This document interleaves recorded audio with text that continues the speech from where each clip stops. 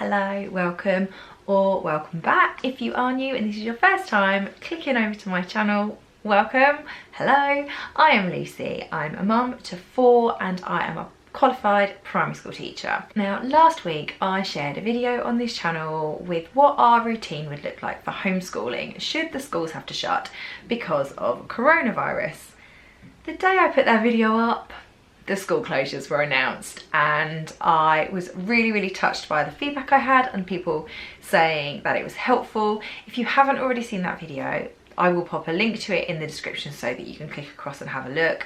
I talked a lot in that video about routine and the importance of putting a routine in place that works for your family. I really firmly believe, as somebody who has worked with children for a long time and who has 4 children of her own, that at this particular moment in time when the kids' worlds are effectively being turned upside down and everything that they know that is normal is changing, that routine is going to be key to helping them through this. So do check that video out. But what I will say is that routine will look different for everybody. So our routine is very much based on the fact that I have got 4 children of varying ages. So I have a toddler who is 1, nearly 2. I've got a preschooler who is 4. I've got a kid that's key stage 1 who's 7, and then I've got a 9-year-old who's in key stage 2. So I'm covering all the bases really, and our routine is designed to work around that. Your routine is going to look different. Now when I put that video live, I also put up one of those like question box things on Instagram. Have they got a name or are they just a question box? Whatever. I put one of those up on Instagram and I asked if anybody had any specific content, questions, worries, problems, anything to do with the idea of homeschooling their children that I could create content around that would be helpful. I had some fantastic responses from people, but I would say that the overriding response I had from everybody was just this feeling of anxiety and worry and feeling like people weren't going to do a good job and like they didn't have time. There were lots of people that had that situation I've got where they've got lots of siblings in different age groups and how are they going to cater to that, and people that were worrying about the fact that yes, they're going to be home with their children but they work. They are going to be working their full-time job or their part-time job remotely from home, and how are they supposed to work that around homeschool? And even those parents that are stay-at-home parents were anxious because they were saying, do you know what, I know I'm at home and I've got time and I can educate them, but I don't know what I'm doing. And yes, there was just this overwhelming feeling of anxiety from lots of comments, and I thought I'd put another video together just to explain a little bit more about why you should not panic and why you totally have this under control, and hopefully I can instill in you some confidence. So the number one thing that I want to say to you that I think is really important is that most people who traditionally homeschool their children have chosen to do it. They have made an active choice because they have the time to do it and because that is what they are choosing to do. There's a massive element of choice in it, which is why they've done it.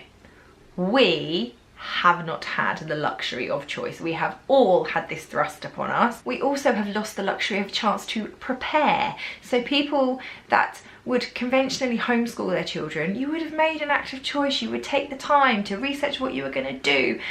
We have not had that. We've literally had days notice.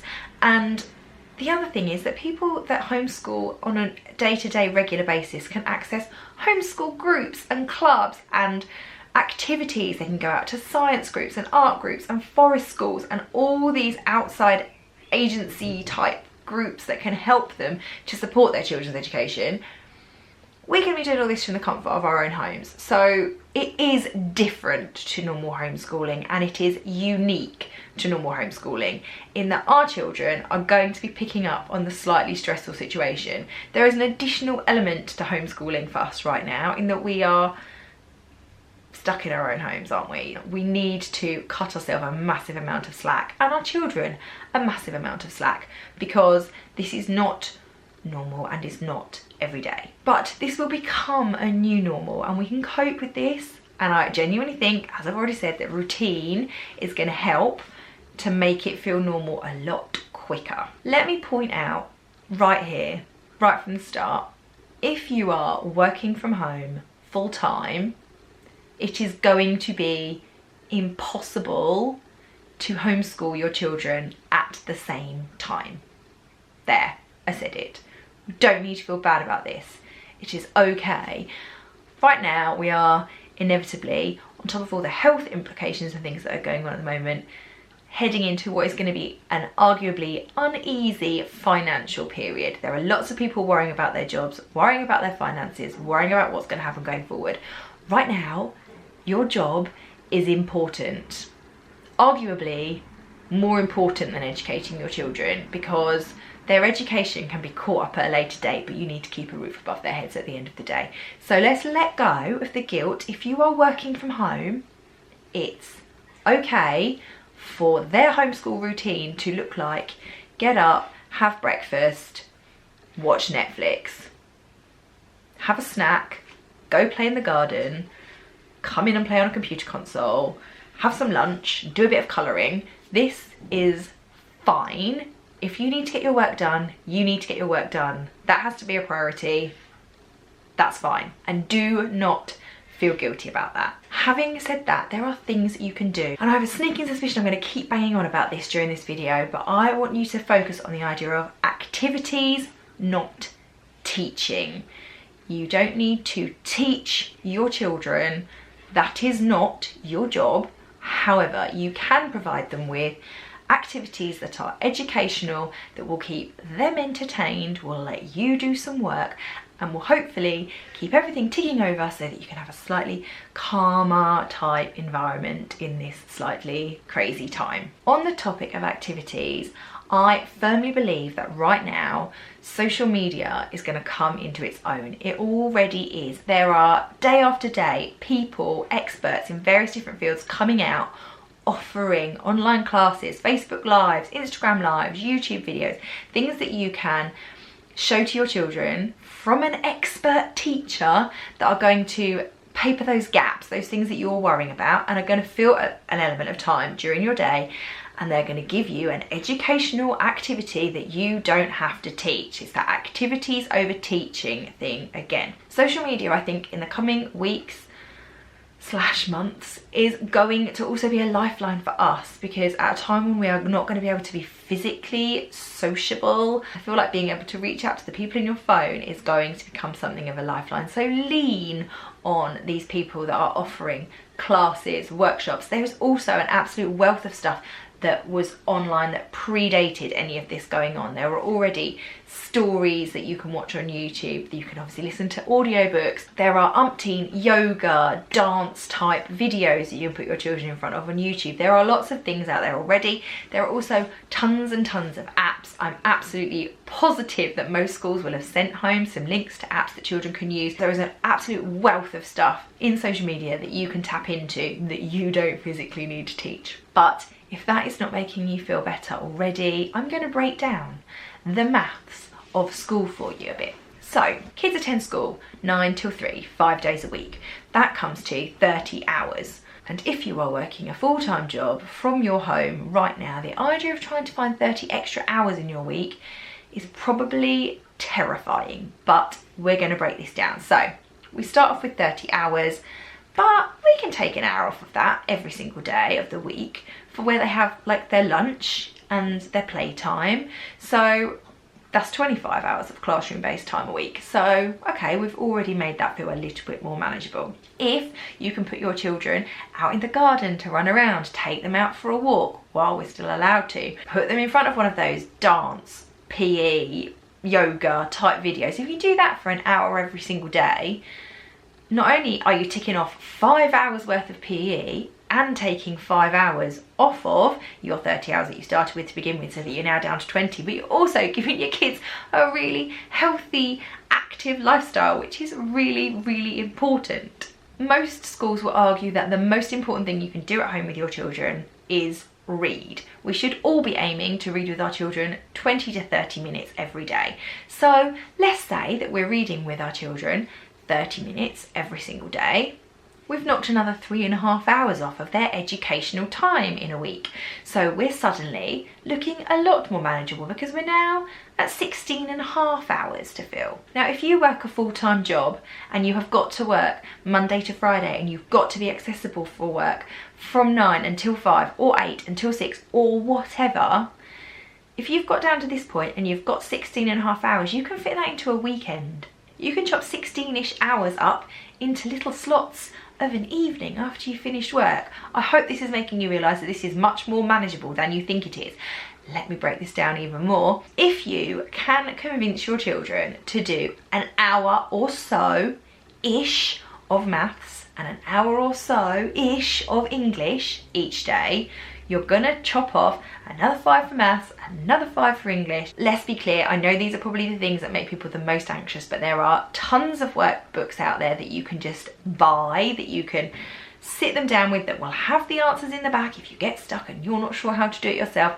If you buy an age appropriate book, the chances are your child should be able to get through these books with some level of independence and a little bit of input from you. If you feel like you're stuck and they're stuck, sod it, turn the page, do a different one. Let's not kill ourselves over this. At the end of the day, like we said, we're not all teachers. We need to let this go. It's fine. We're now down at 6.5 hours that we've got left to fill. Anybody feeling a whole ton better with that 6.5-ish hours that we've got left? We can just cover, let's be honest, the fun stuff. We can cover the art, the music, the science, the geography, the history, all those kind of enriching things, which arguably we're going to be much better at doing at home. These sorts of areas of the curriculum tend to be much more play-based, and all of the research shows that play-based learning is much more effective.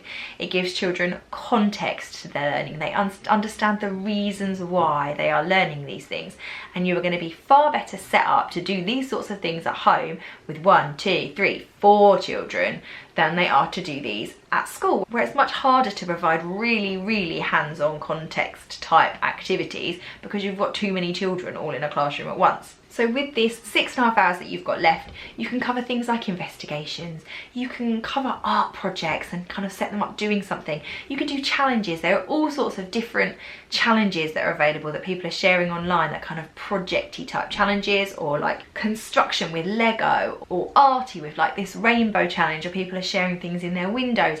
There are all sorts of things you can do to fill that 6.5 hours without absolutely killing yourself and trying to feel like you need to provide a school timetable. I said this in my last video, I will say it again, do not feel like you need to provide a school environment.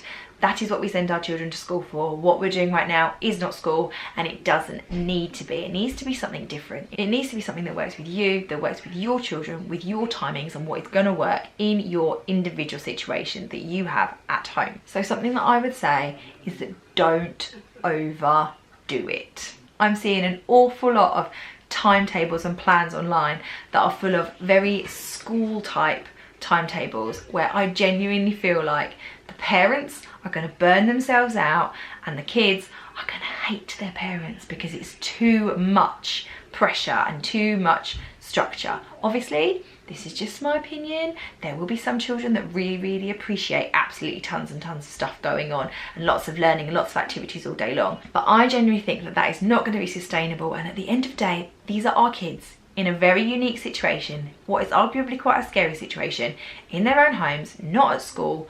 We cannot be expecting them to do the same level of work that they would do at school. For me, personally, I am working on the basis that if my Key Stage 1 age kid has done 1 hour of really focused work a day, that's fine, because I'm going to offer lots of activities, not teaching, educational type activities that are going to fill up the day, and that 1 hour of sitting down and doing some writing or doing some maths is going to be ample. Slightly older kids, Key Stage 2 kids, maybe let's push for a couple of hours, but if after an hour they're done, let's just write it off. What I'm ultimately saying is try and follow your kids' lead. They will have ideas about what homeschool should look like based on what they do at school, but they will also very quickly let you know if what is being attempted by you is just not going to work for them. We just need to follow that intuition and remember that we are parents first. There are so many opportunities right now for you to give your children an active lifestyle, some context-led life skill type learning, to give them a whole load of fun and memories, because I personally want my children to look back and go, do you remember that spring where we were at home for weeks and weeks? Do you remember? And like school was shut and we did all that really fun stuff with mum and with dad and we were all at home together. I want my kids to look back and say stuff like that. I don't want my kids to turn around and go, oh God, do you remember that really stressful time when we had to do all that work at home and we like mum kept shouting because we needed to come up the table and we needed to get our work done. I don't want that for my kids. What I really want you to take away from this video, if you take nothing else away from this video, although I would say that the whole thing about routine was quite important, and the whole thing about not feeling like you need to overdo it and do too much was important. If you were going to take one thing away from it, it would be, let's try and see this as a gift. I know it's a hard thing to accept right now because this is all very new and it is all quite stressful, but we are being given the gift of time with our kids, and we cannot underestimate the value in that. We have got a massive opportunity here to make some really positive memories with our kids.